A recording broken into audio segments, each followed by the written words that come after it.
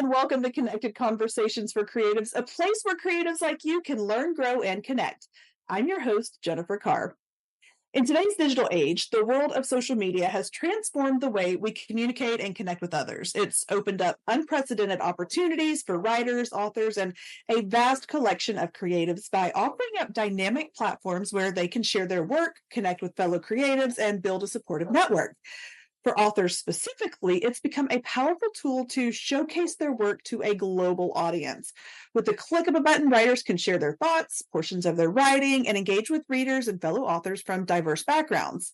The accessibility and immediacy of social media make it an invaluable resource for writers seeking to establish their presence in the literary world. So by actively engaging, sharing resources, promoting each other's work, and participating in online writing communities, writers can create this thriving ecosystem of creativity and connection. Today's guest is Jessica K. Foster. She's a middle school language arts teacher with a penchant for hot tea and romantic beach reads. And her latest book, Andy and the Extroverts, is a funny, heartfelt, young adult contemporary fiction with a dash of romance. And today, Jessica is here to talk all about how to create strategies in this ever-evolving landscape of social media that can lead to increased visibility, growth as a writer, and a richer sense of community within the bookish world. So welcome to the show, Jessica. Hi, it's great to be here. Thanks for having me. Absolutely. So first and foremost, you are a language arts teacher, so clearly you're a fan of words. So tell us about you and how you became an author. So I am from a very small town in sort of like central part of the Lower Peninsula of Michigan. So right outside the Lansing area, there's a town called Portland. So Portland, Michigan, it does exist. So I had a pretty rural upbringing. But then, was able to come into contact with a lot of different types of people as my teaching career sort of took off, in the middle of that recession. Was super fun. Right. And so it was, it was an interesting time for me because I did a lot of writing when I was in college. And I actually have a creative writing undergrad, as well, with mine, with my other degree. But what ended up happening was I had kids. I had children. And after I had my children, it was just so wonderful seeing them pick up different things and be so interested in like different sports and different. And I'm like, hey, I used to really be interested in not just reading. I've always read voraciously, but I've always been interested in writing too. And so after my second child was born, I really picked back up writing with a gusto. And, what would you do if you weren't scared was kind of my motto back then. And, I just think with blind courage, really blind, naive courage, I just sort of thrust myself into that writing. And it's just been a wonderful journey. That's exciting. Now, kids do change everything, like everything. And so like time and balancing work and life, like I know that probably was kind of one of those things that made you go, all right, how badly do I really want this? Yes. There were moments. Yeah. Yeah, and even still today, like I don't know how old your kid is. Mine is 14, and so even still, I find times where I'm like, oh, can I balance a teenage girl and all these other things that I want to do? Yep. My boys are 9 and 7 right now. So I have a fourth grader and a second grader, and we are busy, and they are very sporty kids. Okay, so there you go. Yeah, like you're constantly going, okay. And I get frustrated sometimes when I'm thinking, I would love to sit down and write, but my mind is so preoccupied with life and family things that nothing wants to happen. And so, do you find yourself having to like go shut yourself in the closet and be like, don't talk to mommy, it's writing time? Not really. So I know it's like really strange. We have an interesting family dynamic where everyone has a hobby. Every single person in our family has hobbies, and we have hobby time, and nobody wants to be bothered during hobby time. And so it is kind of fantastic for me because mom's hobby time is writing, another kid's hobby time is actually video gaming. My husband's hobby time is weightlifting. And I have another kid who's really into like STEM crafts. And so like we all just go do our hobby time. So it's good. That's brilliant. I love it. No, that's fantastic. Okay, so you have just recently written your first novel, but that's not the first thing you've ever written, I'm sure. No, no, no. I I've actually written several books before that book. But that was the first one that got picked up traditional publishing wise. I made the decision that for my young adult novels that I'm writing, like, and for the type of novel that I'm writing, I thought that traditional publishing might be the way to go for me, both financially and visibility wise. And so I was fully prepared to fail on multiple novels before getting picked up. So, like, I had that expectation because I read just like very deeply on everything. And everyone's like, well, it was the fourth novel I wrote. And I was like, all right, we're going to write five and then we'll give up. So, Okay, so before you were traditionally published, you self-published then. no, no. I wrote a bunch of stuff and then it's all still in my computer, to be perfectly honest. I queried it and it crashed and burned. As it does. Just, there's a lot of learning to be had. And, my plot structure, we will like that first book is called Navigating Nessa, and it will never, ever see the light of day. Maybe I'll like mine it for certain things, but it's not gonna be the way it was a learning experience. So I can get on board with understanding that my first book, while I did publish it and it's self-published, like looking back at it and then looking at the one that I'm about to put out in February, the third one, it's so different. It's so very different. And the first one did go through like an actual editor, like a professional editor, but it's still the growth that happens just from book one to book two. It makes you go, mhm. oh yeah, I wonder if I should have just, maybe waited to publish that. But I don't know. I think that it was the right choice for me. Yeah, yeah. I can't. I mean, I have so many friends who are self-published and just loving life and loving that type of freedom. I think to each their own. And Oh yeah. maybe self-publishing might have been in the cards for me at one point. But I managed to land with a small sort of indie publisher who really understood the vision for this book that I had written. And just after one phone call with the publisher, I was like, yep, this is it. This is the moment. Thank God. So Nice. Okay, yeah. so before we like jump into the social media part, let's talk about that traditional because that is like a lot for a lot of authors. That's the dream, right? I queried. I mean, I probably sent 100 query letters, and it was just like, oh my gosh, rejection, rejection, rejection, and you can only take so much. But what did your Yeah. process look like? I love hearing other people's story. Okay, so I wrote Navigating Nessa and oof, I queried it. And I got like, a few full requests, and then all of them are like, no, you're not ready. Uh and then I queried another novel.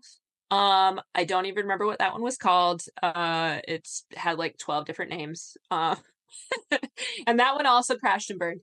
But during this entire time, I'm reading craft books. I'm reading other people's books as a beta reader. I'm being an alpha reader for other people and just learning a ton about the craft. I wrote a third book, and this one was like a mystery slash romance, like enemies to lovers, young adult. And that one did get picked up by an agent. And so I had an agent for a while. But then that was 2 months before COVID hit and all of publishing went down and it like there were just so many circumstances. Eventually we decided that we weren't a good fit and we parted ways with each other. And then I entered this period where I was like, I'm just going to write and I'm not going to send it to anyone because I'm sad. So I had like a I'm sad. I no longer have an agent moment. And so I wrote a couple more books during that time. And one of them I was like, I actually think this one might make it, but I'm going to be really like picky about what I do with it. And so I only sent it to a few different agents. They all asked for fulls, but then there was this Twitter pitch contest. And it was Mood Pitch. I don't know if you've ever heard of this. Mhm. It's not even called Twitter anymore. It's X now. I don't know. Um, but back then it was Twitter. And there was this thing called Mood Pitch. And I was like, oh, why not? I'm actually pretty good at making aesthetics. So I was like, all right, I'll just throw this into Canva, see what comes out of it. And I got a few like bites on it. Um, and on another book that I had written, which was like a band camp book. I like writing about camp. Um, and And one of them was my publisher, and he asked me to send him both of the manuscripts. And I was like, interesting. Okay, sure. And then he got back to me. It was a few months later, like publishers are busy, right? And he was like, let's set up a call. And I'm like, cool. And he's like, to be clear though, this is about Andy and the extroverts. I was like, all right, sure, whatever. I understand that band camp's not for everyone. It's cool. Uh, um, and we had the phone call and it was just fantastic. It was a great fit. I had one of my lawyer friends look over the contract before I signed, and the rest is history. That's amazing. Yeah, that's it, and it is like it's rare, but at the same time, I think you get out of what you put into it. So if you're doing the work, if you're seeking the opportunities, because you never know if you hadn't taken it up on X, formerly known as Twitter, if you hadn't taken that step and said, hey, I want to try this, because so many people are like, my work's not good enough. I know I've been there before, it's like, oh, my work's not good enough to even put it out there. I don't want people to see it, but you don't know when it's going to connect with somebody. So you have to be willing to take that risk, to take that chance and say, I think it's worth putting out there.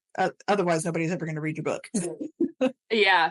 Well, and I think also there's like a huge value in having other eyes on your book before you take that step too. Yes. Because they can tell you, like, you got to have some real talk people in your life, and like in your writing life. I mean, in your real Yes. life too, but Real life too. Yes. right. Yeah. Um, and they can tell you where the pitfalls are of your book. And you've got to decide whether to keep rolling with it or to pull back on those types of things. And so that's where, like my Scribophile family, and, my author friends that I send this to, and my amazing older sister who reads hundreds of books a year, because that is like her thing. And she reads like widely, like in lots of different things. So I was like, okay, so I'll send this to everybody and see what they say. And I think that makes me more confident when I shove it out into the world too. Oh, for sure. And I was going to save this for later, but since you brought it up, I had never heard of Scribophile. So, like, let's talk about that. What is it, and how does that work for you? Okay, so when I started writing, it felt very solitary, which I love. Like, I love being alone. I honestly did like a bunch of Google searches for writing groups, and I have like I went in person to in-person writing groups, and it just wasn't really for me. I'm so socially awkward. This is good because I feel safe because I could just shut this computer. but like but like when looking at other people's work, I'm like, I don't want you to be offended by the fact that I found something here. I don't want you to think that I'm offended if you found something here. And it just like, it's harder for me when I see people's faces fall, which is like how I feel as an English teacher too, a little bit. Which is why it's good that I work with kids, because I'm always like, no, no, no, wait, it's okay. What's this? It's gonna be fine. I promise. But yeah, so in person wasn't really for me. And I saw this website. It was called scribophile.com. And my nerdy self knows what scribophile like means. And so I was like, oh, what is this? And you get on there and it's free if you want to do like a free. And I did free for like years, actually, like 2 years before like paying the nominal fee for like a Yeah. membership or whatever. And for free, you post a chapter of your work, just like a small 2,000 to 3,000 word chapter, and then people will rip it apart for you. And they're all people who are writers, and they're like from all around the world. They're like people from New Zealand, people from like England, people from Africa, people from the United States, like they're from everywhere because internet, it's fantastic, right? Yeah. Um and you get to like you hone in though, like I say this is young adult, I say this is romance. Like, don't read this if you don't like that. Like, so like they get to choose, right? Like, I'm not over here reading like noir horror most of the time. And they rip it apart. And I think I developed just like a massively thick skin from that, because people can be brutal, especially behind a keyboard. But also like when the same people are, or when different people from vastly different like backgrounds are telling you, oh, this really works. And it's always like the same line. You're like, do not kill that line. Got it. Right. And the way that the website works is for every 5 people's chapters you help with, you get to post one of yours. And so it really is just a give and take of Oh, that. yeah. So That's amazing. I like that idea. It's like beta reading on steroids. it is. It really is. Although I use it as alpha reading for my stories. So like I just plug in like the roughest drafts that I have and I'm like, have at it. Like have fun. um, Wow. and then after that, I send it to my picky people, like my 2 to 5 people, not usually 5, because that's too many for me. But like then I send it to my people who are more like specific after people have ripped it up and I've done multiple revisions. So Okay, that's and there's the free account version, which that is so, beta readers are free too. You're not paying for beta readers, but that yeah, is such a great way to get ahead of extra editing. You only need yeah, your editor to run through it once in the end and not.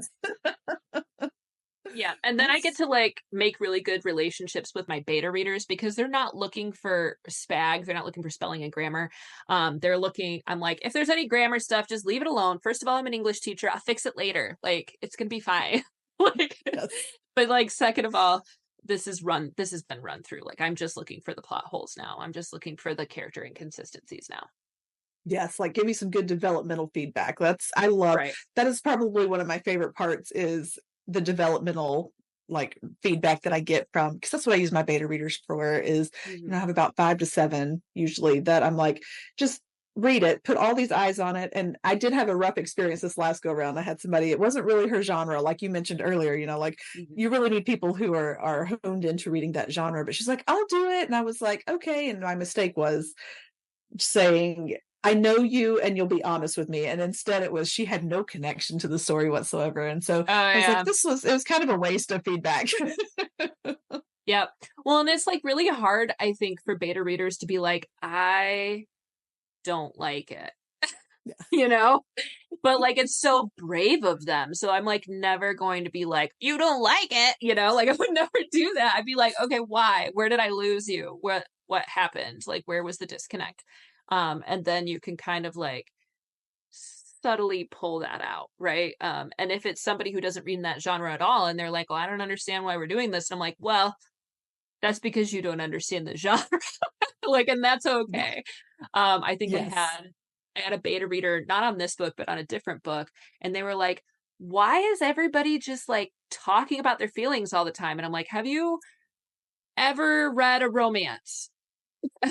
Like, that's a thing that does happen. I'm sorry that it was half of a chapter. Like, so That's hilarious. Yeah. If you don't know what's going on, you will disconnect from the story and yeah, we just yeah. won't sign up next time as a beta reader for Right, that. right.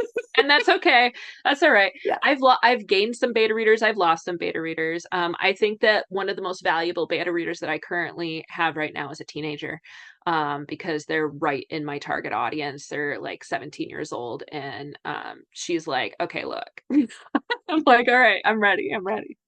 So, I love that. Yeah, it's really funny. My first 2 books are a different genre, but my third one, it's a romance and it's a clean romance. So when I got this message from a girl that I don't know her, she found me on TikTok and she was like, would it be appropriate for a 16-year-old? And I was like, heck yeah, it would. Like there's nothing in there. I would let my 14-year-old read it kind of thing. And so they become adults in the book, but it's so clean that I'm like, yeah, sure, absolutely, 60-year-old. And she gave me some of the best feedback because she was like, you're writing to more adults here, and I was like, okay, good, that makes me feel a little better because I was writing to right. the adults, and she's like, why do they talk like that? And I was like, that's how adults carry on conversations. you know? But it was so nice to just kind of have her feedback, to have a younger person's point of view and be like, okay, so I am writing in the right place. Anyway. Yeah. Yeah.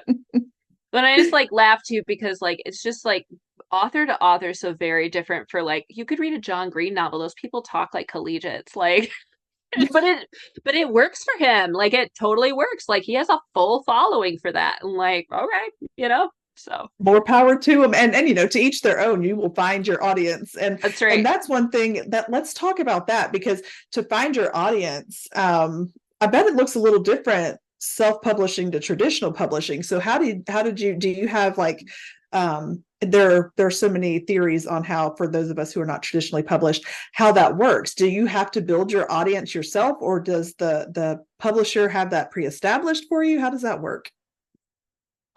So I think it depends on the publisher, right? There are certain things built in. I have the wonderful capacity here to tell you about a few different publishers actually, because I have friends um in different publishing tiers, I guess you would call it. Um, so most of the stuff that I do, it's me. I like it's mostly me. However, my publisher has reach in New York City as well as in Los Angeles because they have like offices in both places. So my books appear at fairs in LA and in New York City, which is really cool. And so they get that sort of like extra like oomph, like that extra push, right? Alongside. And then I also really think of like the Winding Roads publishing family. It's like a family. We all support each other's books. We all read each other's books. We all buy each other's books. We're all like, can I take your book with me to this fair I'm going to? Do you mind? Like, I think right now Geek Girl Con is happening over in Washington this weekend, and my book is there with sprayed edges. Like it's like it's really cool, right? But I'm not there. So I got invited, but I couldn't fly out. Like my job doesn't super allow for that. Type of a trip all the time. I am hoping to go to the New York one next year that I keep getting invited to, so that'd be great. But Yeah, New that's York is awesome. less of a jump for me from Michigan than like Washington. So Yeah. right, like it's a little different. So I do think that like I have great visibility that way. And then of course, like all of their social media channels, like they're boosting my posts, they're posting about me and that type of thing. And I think that that's really great. So I do get that.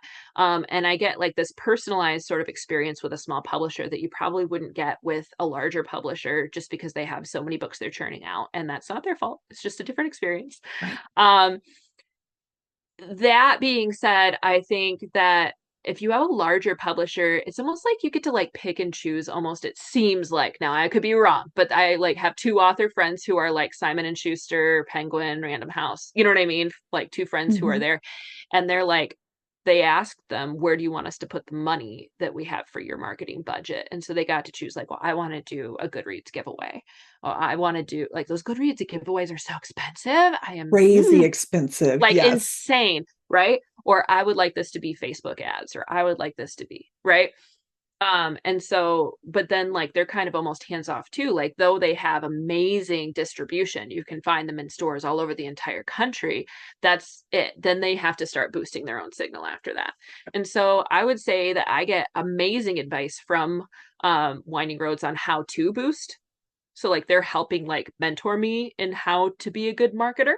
But balancing that with being a full-time English teacher and a mom to two littles and a wife and and Yeah. writing and like trying to write more books. I've actually put myself on a bit of a hiatus for now because I'm teaching a different grade this year than I have for the past decade.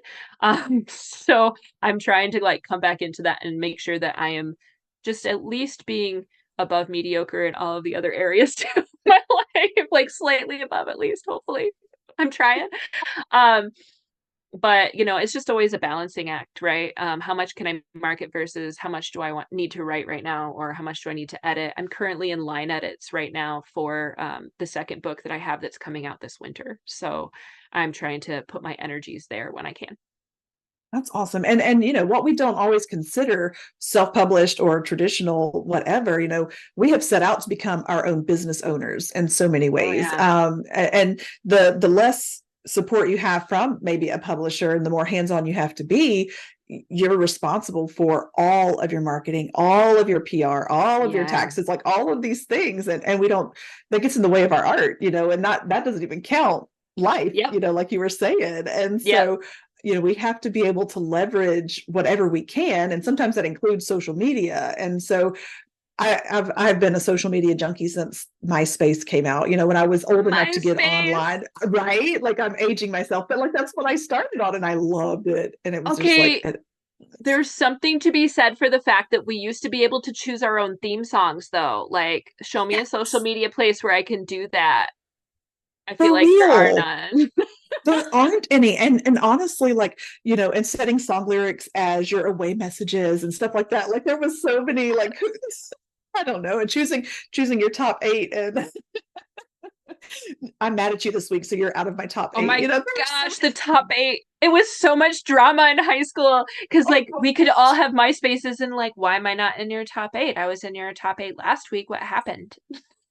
I saw you talking to Johnny. I'm sorry. Anyway, like, I mean, but I have been stuck on social media since then, which is probably not a good thing to admit, but it's also, you have an addiction, admit it. I've got one. It is what it is.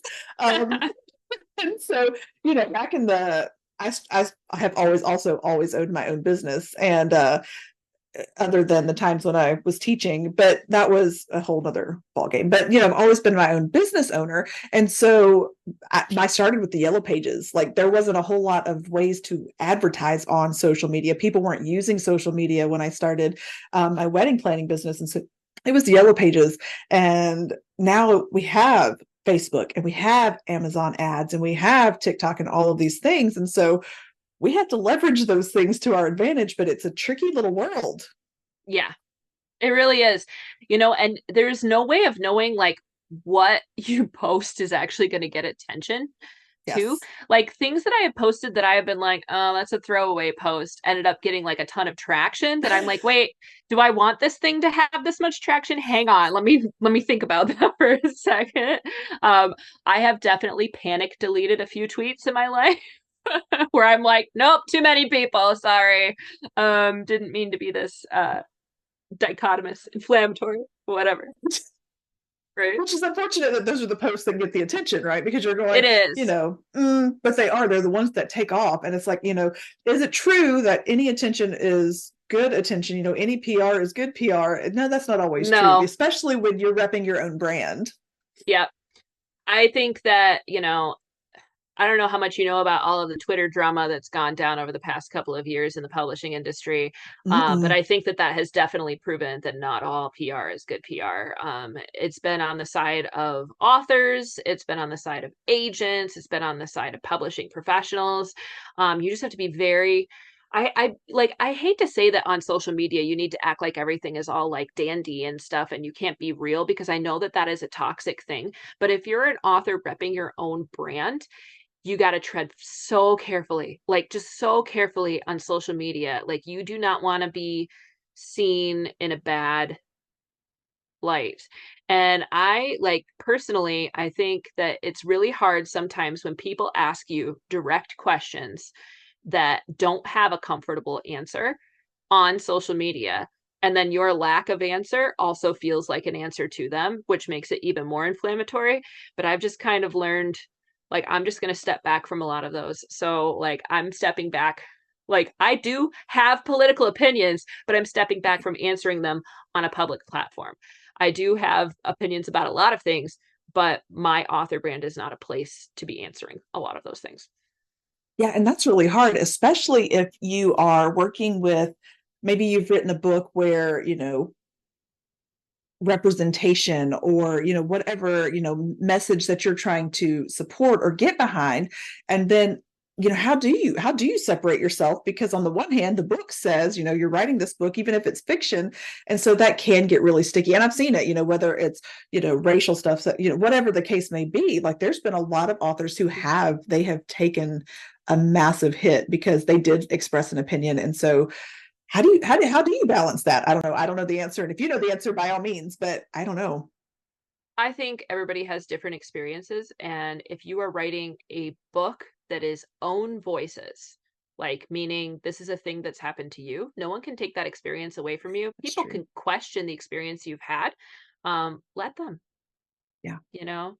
Um, just like, I don't know why, but the person I'm always trying to channel when I'm on social media is a person who never had social media. But I just really feel like Eleanor Roosevelt was so classy, and I'm always like, just be Eleanor Roosevelt. Just try to be Eleanor Roosevelt. Like, I mean, like, by definition, political, but like, just like in all of her ways, like super classy and super like we're not doing this today. You know what I mean? Yes, I do know what you mean, and I think that's true because I come across more as oh my gosh, her name just left me. Maggie. She played Minerva McGonagall and she was in Oh yeah, Downton yeah. Abbey. You know what Hmm. I'm talking about? Like Yes, I do. her character on Downton Abbey has always been like one of my favorites because she's like, Aw, I can say whatever I want to say, and because of my status, because of my age or whatever, she's very direct, she's very blunt, and I find myself being that way. But then I'm like, you know what? I kind of have to layer in some grace there. I have to layer in some gentleness and a little bit of kindness because yeah, direct is always good, but at the same time, when you're behind a screen, when you're behind a keyboard, that comes across so differently than if we were just it having a does. conversation face to face. Yep, yep.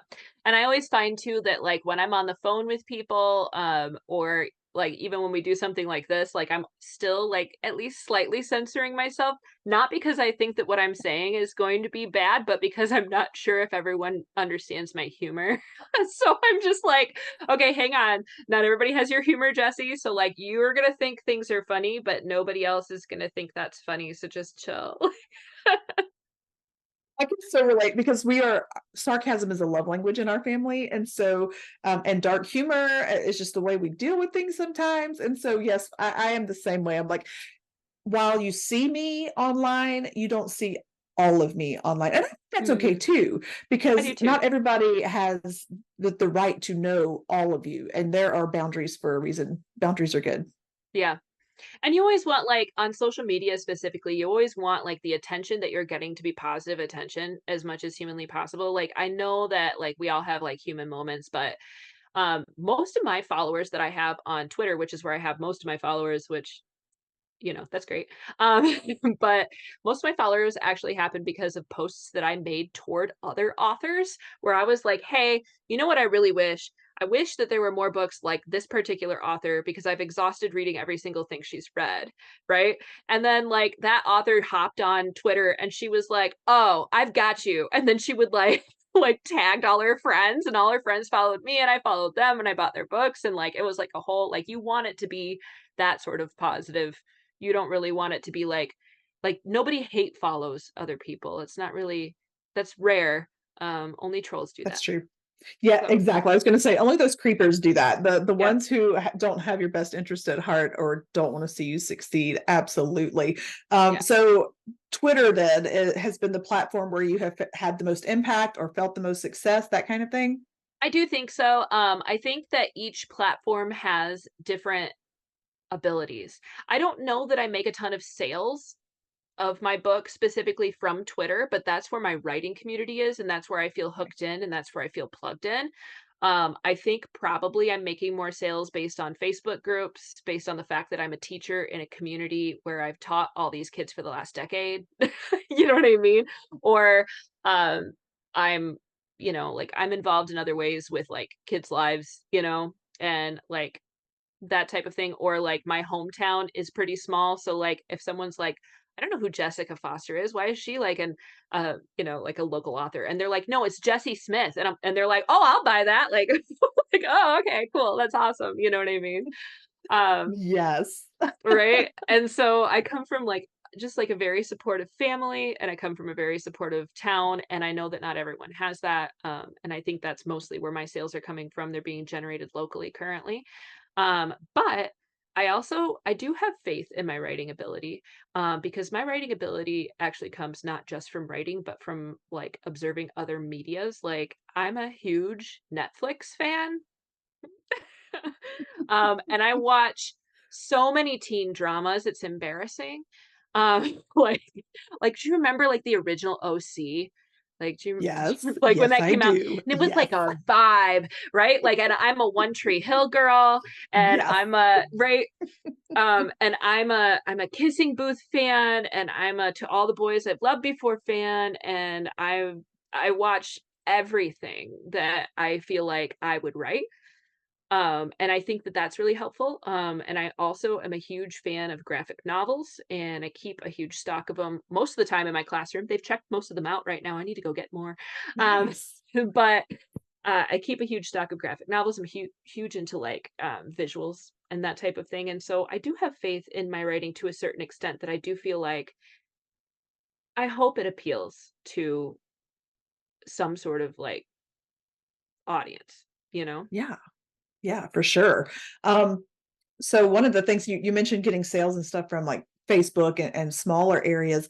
I agree. Like Facebook groups are the way to go. I had like, Yeah. I've had the most success finding Facebook groups that were geared solely to my genre, or of the first two books and I was shocked how many groups there were, like Christian romantic suspense. Like that seems Yeah. very specific, but the Yeah. number of Facebook groups that are like dedicated to that, I was like, hello, let me introduce myself. And I mean, that's where Yeah. things started to go up, up, up, up, and up. Yeah. Well, and I also think if you have the stamina for it, which not everybody is That's true. like, right, but if you have the stamina for it, local book fairs, if you can get into them, which a lot of them are like really expensive, but not all of them are. And a lot of them are in pilot years, especially in Michigan, because we have such a short window of actual good weather. Like we are a northern state. And but like I was able to participate in 3 or 4 this summer and met a ton of Michigan authors, created an entire network. We're all supporting each other now. I've seen people multiple times. I've seen people on panels. I'm the embarrassing person for my children at sports, and I have just carried that over into when people are on panels because everybody's clapping politely and I'm like, "Yeah, Steven, what?" like, like I was like, "Great panel!" And he's like, "This isn't a sport." And I'm like, "It is Thank now. you. Yeah. It is now." But I just have met like the most amazing people. And then like when you talk about Facebook groups, I'm also part of ones for things that I read, which I think is super important because even though I'm writing young adult, um, like romance slash humor, um, I'm like hooked into the Harlequin groups because I read Harlequin romances too, and they are the funniest, most amazing people. You've got everyone from like the 15-year-old who stole it from under her mom's bed, all the way up to like this woman who's 93 and has every original Harlequin. Like, you know what I mean? And just interacting with like diverse people in all areas, I just think it's just so fun. Oh, it really is. And that's the thing. Get to know the readers that are out there. Get to know what they're looking for, And if it's something that sparks an idea, that sparks your creativity, and you think, "Ooh, I could write a book for this group because this is what they're looking for, and this is something that's come into my mind." I mean, by all means, yeah, you have to go looking for that network, for the readers, for the audience, that kind of thing. And I do think sometimes we get in our mind that there's just so much competition. Like there are too many authors, we're inundated, like we're all promoting the same things, and there's too many of us trying to reach the same goal, when all actuality, like really what you're seeing out there is an algorithm Mhm. feeding back to you what you're already interested in. So you kind of Yep. have to play that very logically and be like, this is not the case, because I mean, how many people exist in the world and we don't all read the same things? You're just seeing what you are already interested in. Yeah, and I just think that we all have different brains and are coming up with slightly different things too. Like, I mean, even though I'm writing probably like a very, I mean, I have like a bunch next to me too. This is my TBR, by the way. It's my TBR card. I haven't read any of these yet. My actual shelf is where all of my trophies are that I've actually read, but this is like my cart of you need to stop buying books. Um, but even though my books are like you could pick up a ton of books by like Casey West or, like whoever you want, Albert Halley, or just so many different people who write what I write, but we don't write it the same way. We don't write it from the same perspectives. And it's just trying to find like a fresh take on, but like, see, the thing is like everybody's so searching for a fresh take, but you are the fresh. Oh, I like that. I like that a lot, because yes, but even still though, even if you are writing something that's very similar to, I'm not gonna lie, I'm gonna read it anyway. Like if I've read this entire series and then I pick up somebody else's and it's almost the same story, just different names, I'm probably gonna read that too, just because that's how my Yep. brain is entertained, honestly. So Yep. even if your take is just different, you will still have readers who are very loyal to your storytelling. Oh yeah. I definitely fell down like the Blue Alien romance hole for a while, and I've read so many shifter romances, and it doesn't matter that I'm reading basically like the same. Like that's what I like. Like when people find what they like, they're gonna read it, you know. That's right. Um, my book is a coming of age novel. People who like coming of age novels, they'll like my book. Like just give it a shot, you'll like it. If you like summer camp, if you need escapist literature, like I'm your woman. I'm here for you. So. Not gonna lie, you said not everybody likes camp. I love camp. I went to band camp. I loved band camp. I went to summer camp. Met my husband. Loved it. Like there's just all kind. I love You camp. met There's your all kinds. husband at a camp? I did when we were 13. We met Oh at my summer camp. gosh. No, that's amazing. This couldn't be a better interview right now. This is I know when fantastic. you said that earlier, I was like, who's like camp? Who doesn't like camp? I'm sure, like, well, the main character of my book, Andy, she sure doesn't like camp at the beginning. She didn't really want to be there. She learns to like camp, or does she learn to like Lucas? I mean, if it makes it worthwhile, honestly, Right, it doesn't right, matter like where you are. whatever works, right? So, Oh, I love it. but So I'm assuming by the title that she might be an introvert and everybody at the camp is not an introvert. yeah. So I tried to make it kind of humorous. I was really in like a camp rock phase. Like I really like camp rock. I was watching like every possible camp. There's a movie called Camp. Okay, this is like really kitschy and probably not a thing that everybody knows of, but there's a movie called Camp. And it's got what's that girl from Twilight who's like the friend Jessica? Mm-hmm. And she's in so many other things. She's in like Pitch Perfect. And you know who I'm talking about? Anna Kendrick. Yes, Anna Kendrick. Okay, so Anna Kendrick is in this camp movie. It's like one of the first movies she ever did as like a 13 or 14-year-old. And it's about this camp that is like a musical camp and everybody's super like competitive and they're all singing and it's amazing. And so I was watching that and I was watching Camp Rock and I was like, what if there was a character who really was not into it and they were just like stuck in this Disney movie. They were like stuck in the you know what I mean? Like how can I make that work? Like, how can I make that happen? Because I can see so much humor coming out of that, of somebody being like, what the crap is happening right now? Like, what is happening?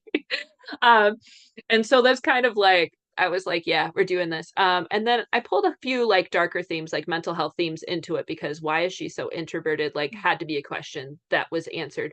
I think people can be introverted without anything happening to them. Mm-hmm. And that was sort of the answer to who Andy is. Like, nothing happened to her to make her introverted, but she was socially isolated and there were reasons for that. And she has like panic, right? Over certain things that other people might have panic over. But I was really like hoping for everybody to just be like super rah around her, but nobody's like the mean girl. That was like my big vibe with this book. Nobody's allowed to be the mean girl. Nobody's allowed to be the mean boy. Everybody is going to try to help her in the wrong way, like the whole novel. Everybody's going to be like, you can do it. And she's going to be like, good God. So that's pretty much the vibe of that whole book.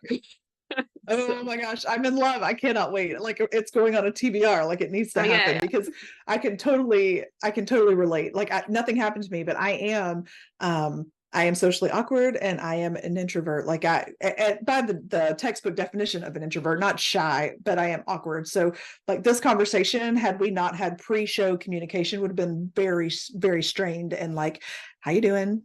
We would have just been kind of sitting here. So I Right. have to like gear myself up to have conversations with people. And so it's a skill that you can learn, but at the same time, when I'm done, I'm exhausted. And so Yep. I need to go reset.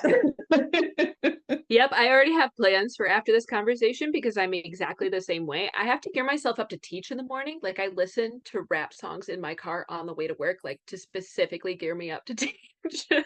And then the middle school gets out an hour before the elementary school. So I literally leave on time, like contract hours on time, and I drive to the elementary school and I sit there in the parking lot for an hour to decompress and then my kids Yes. get in the car. And it's like this amazing like different person now.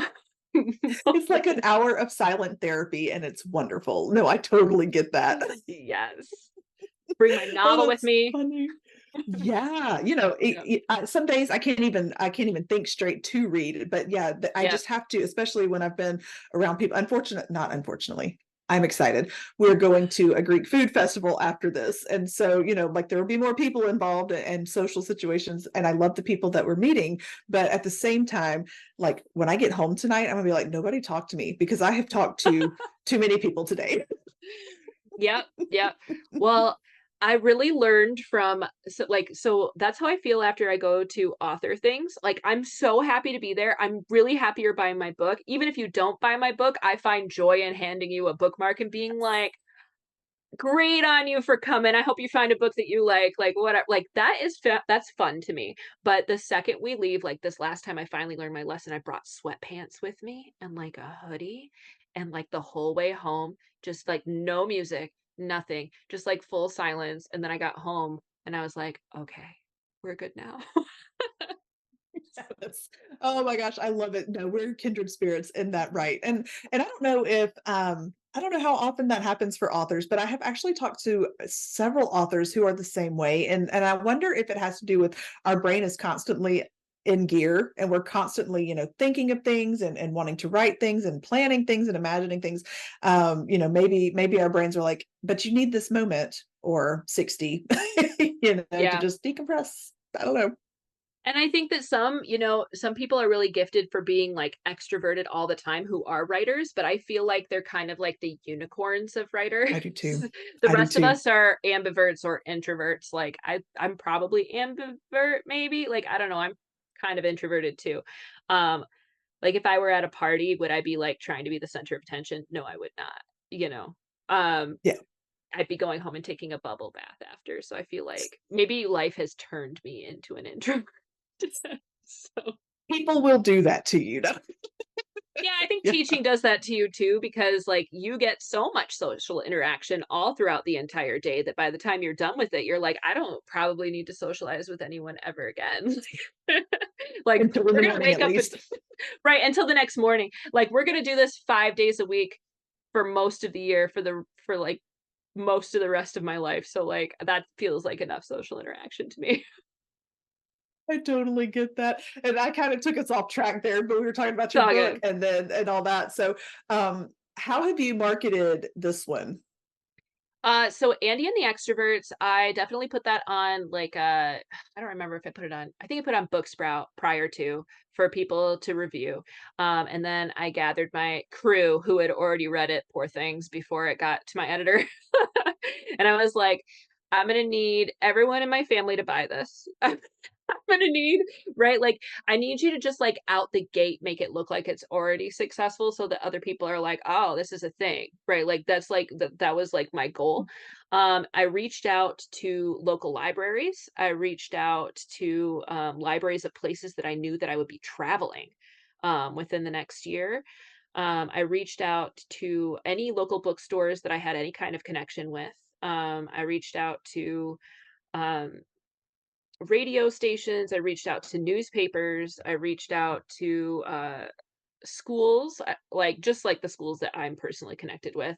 Um and like any person that I was like, "Oh, they would actually be interested in helping me with this." I was like, we're doing it. I would even do random Google searches of like authors wanted. I don't know what I'm wanted for, but how can I make that happen? I signed up for a newsletter that would give me opportunities for podcasts, which is probably how we got to I watched for things on Twitter. I watched for things on TikTok. And a lot of authors support other authors like you do in podcasts and things like that, which I did not know existed, but I am so here for. Um, Yes. and so I just kind of have been like, hey, um, I'm an author. I'm from Michigan. This is my first book. If you want to help me, that'd be great. If you don't want to help me, thank you for reading this email. Appreciate you. And then I did like phone calls to some of my like Barnes and Nobles that are near me, and I managed to get in contact with somebody who was like in charge of all of the lower West Michigan Barnes and Nobles, and she stocked it in all of them and made me go to all of them to sign them all. And I was like, "Oh, that is a thing that happens." Like cuz I was told at the beginning of this that unless you were published by one of the big 5, 4, whatever we are Hmm. now, Hmm. that you couldn't even get into a Barnes and Noble, and that does not seem to be the case any longer because they have local author sections, and that's the thing I didn't know. Yeah. I booked a couple of author readings, like events, and then told my whole family that if they did not show up for me, that they did not love me. Uh, which brought my cousins out of the woodwork, which is nice because then I got to see them and we got to have some drinks afterwards. Right? So, Ryan, don't you tell me I don't love you. Uh, And so, but like people show up that you don't think will show up. Like people are attracted to crowds a lot of times too. So like if I can create enough of a crowd of people who already know me, then people who don't know me come on in. And actually like one of my like not that I don't appreciate my family who've been uber supportive and I appreciate you. Some of you still need to write me reviews. I love you. Um but my family's been super supportive, but some of my favorite moments have been like people I don't know coming up and being like, "Hey, I just wanted to let you know that I bought your book a month ago and I'm here to have you sign it because it's going on my shelf. Like, this is not one of the ones I'm regifting to someone and I just really like this book and I'll be rereading it." And I'm like, oh my gosh, that's not like a I don't know if we count that as a fan, but that's a person who doesn't hate the things that I've written and I am so here for it.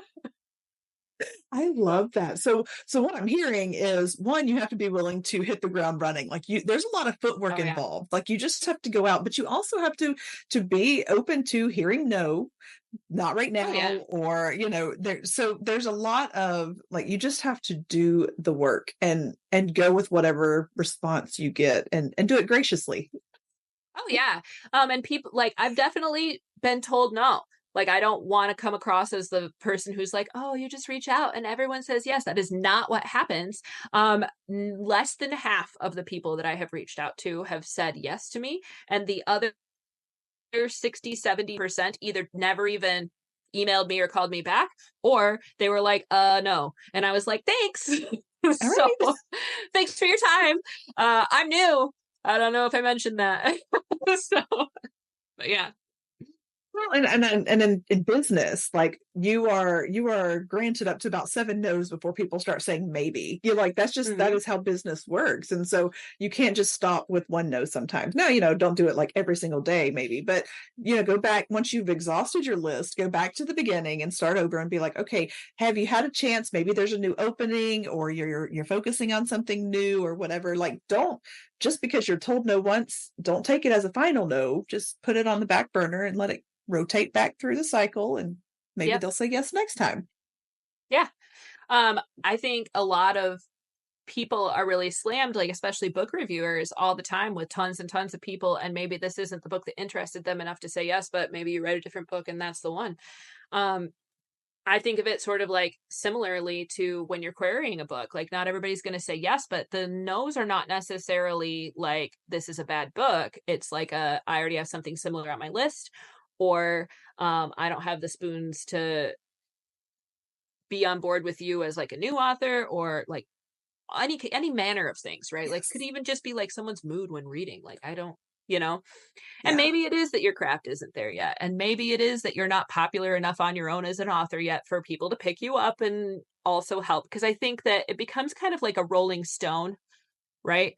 That, like, I don't know, that's the worst metaphor ever, actually. It's the worst simile ever. Okay, it's not like a rolling stone. It's like making a snowman where we There start you out go. with like, there we go. We start out with like a tiny little ball of snow, but as you like continue, then more and more people kind of jump on. That's how followers sort of work in social media too, because then people think you're someone. You get past, It's oh my true. gosh, I got past like, I don't remember what it must have been like 3 or 4 thousand followers on Twitter, and all of a sudden there were a ton of people like following me and I was like, "Oh, you think I'm somebody?" I am so sorry. That is currently not the case. I mean, I am somebody, but I don't think I'm Right. as somebody as what you thought I was when you decided to follow me. But now, like, you're welcome for all of my sarcastic whatever you're seeing now, which is just like, me on social media is a hot mess, just because that's, it's like a mix between, look at this thing I cooked, it tastes terrible, and oh, my babies are playing soccer this season, and hey, you should read this person's book because I thought it was really cool. Like, that's mostly my social media. Oh, mine is so simple, especially like over on TikTok. That's where most of my followers are, is on TikTok. And like today, like, and I kind of save this kind of stuff for the weekend, but like Saturdays and Sundays is like my personal funny stories that I have to share. But then during the week, you're like, here's a podcast snippet, here's an inspirational something, and it's all over the place. You just never know what you're going to get. So once you get here, you buckle in for the ride because every day is going to be different. Yeah. It is what it is, but it also makes you human, and you're like, I get Yes. really weirdly excited about random things and sometimes random shows, and then like sometimes actors are on Twitter and they like actually tweet you back. Let me tell you about this amazing time that happened to me the other week. Have you ever watched the original Roswell? Like, Yes. okay, all right. So like I had like this huge, huge crush when I was younger, much younger, when it first came out, on like the character, like the Michael Garron. Like I know, like everybody was about like Liz and Max, but I was like Michael, right? And I was like, I am rewatching Roswell, and I would be live tweeting the first couple episodes right now. And it was like a bunch of sarcastic comments that were like not mean toward anyone, but like just sort of like geared at like what is happening right now, and like gifs, right? And then I'm just like threading them together as I'm watching. And then I was like, oh, should I tag some of the people who are in this? So I tagged all the actors that I could find that were on Twitter. And the guy who played Michael tweeted me back. And he was like, well, you better finish the series. I'm watching this thread now. Like, oh my gosh. So it Did you? was a whole moment. Did you finish? No. I got most of the way through it, but then life got in the way. I'll return to it at some point. But we're all in our 30s and 40s at this point, so you got to give this to me. Like we're all busy. That's when you hit peak, you peaked and it was I like, I did. can't do anything else from I here. peaked. Ooh. Have you seen The Summer I Turned Pretty? Like the like I've read the books. on I Amazon. haven't seen I Okay, haven't. so it's on Amazon, right? And I was like, I said something about how mental health is just watching the Jeremiah Fisher like scenes of it or whatever. And like the guy who plays Jeremiah Fisher just retweeted it. And I was like, I'm famous for 1 second, right? Oh, but that's cool though, because you just never know when you put something out there. You just never know where it's going to go. Like you said, like it No. could be a complete just hot mess, but it's going to connect with somebody somewhere. You just Right, never right. know. I mean, Yep. use good judgment.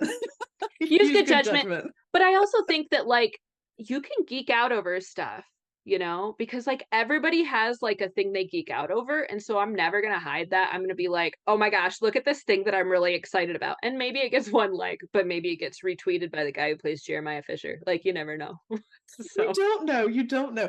Yeah, I think one of my biggest ones that I've done is I stitched a video with the UPS driver who was talking about, well, he had made a funny little um, meme about himself. What he really likes is when they come get their package wearing a bathrobe with their hair up in a messy bun. And I was like, let me tell you a funny story about a UPS incident that I had when I was 2 months postpartum and I was a hot mess and I showed up to the door without pants on. Like that was the one that everybody connected with and thought was so great. And I was like, yeah, that's the story. That's the story I'm known it's for the now. one that you're known for now. It's your claim to fame. You are the pantsless UPS woman now.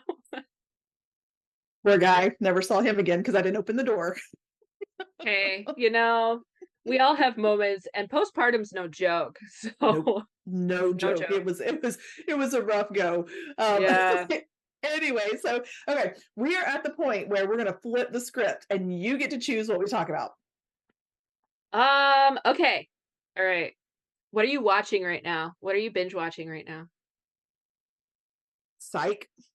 It's one of my Psych. favorite TV shows. Yes. Yes. And this is probably my fifth time through it, I think. Oh, is it like your comfort watch? Is It it like your is. disassociation watch that's on in the background? Yes, I can literally read a book and still quote it while it's playing in the background. Yes. You know what I mean? I love that for you. I love that for you. My disassociation one is Julie and the Phantoms. Have you seen Julie and the I Phantoms? don't know that one. Okay, it is. Go with me here. It's on Netflix. You have Netflix. You have Netflix. Okay. No, we don't anymore because we have Amazon and Hulu, and so we were like, we got to call. Okay. Yes. Well, it's on Netflix. They only did one season of it for, I'm sure, actor reasons or whatever. But it's like about this teenager who randomly can see ghost rock stars and they form a band together that's half ghost, half real. It's just like the most fluffy, amazing, and there's songs, and I don't know. It's just like it's my mental health watch. It's like we're watching Julie and the Phantoms today. And my husband's like, "Are you okay?" And I'm like, "I'm good." I am now. So right. I just I thought it was really well written and I thought it was really well acted. So I don't get that moment. Do you ever get that like cringe moment where you get pulled out of the story sometimes when you're watching a Yes. show? And I don't get Yes. that. I mean, it's very like Disneyfied, but like I still don't get that. So it's kind of cool. Um, Yeah. what are you reading right now? Let's see. I'm an ebook junkie. Like all of my books, I have paperbacks and I have hardbacks, but like my ebook library is massive. And so I just finished Finley Donovan, Jumps the Gun. Have you read any of the Yeah, Finley Donovan? I love I her. have She's so funny. not. I haven't. It's on my TBR actually right now, but I don't have any of those yet. Yeah, it's so now I will say this last one I had more cringe moments, which is funny. Like, but that you mentioned that like at the very first chapter, I was cringing. I was like, oh, I don't know if I want to finish because I've read all the others and this one Yeah. just came out and I was like, oh, but once I got into it, I was like, oh, okay. It's so quirky, weird, funny, humorous. And so yeah, that's the one I just finished at like midnight last night. Nice. Nice. I am reading all October themed, like all like it's either gonna be scary or like witchy or magic or something. You know what I mean? Like this is my October, Yes. right? Like I like to read like themed things for October and December specifically. I So, get that. yep. So I just finished I don't know, it's a really cute witchy book. I can't remember what it was called, but it was adorable.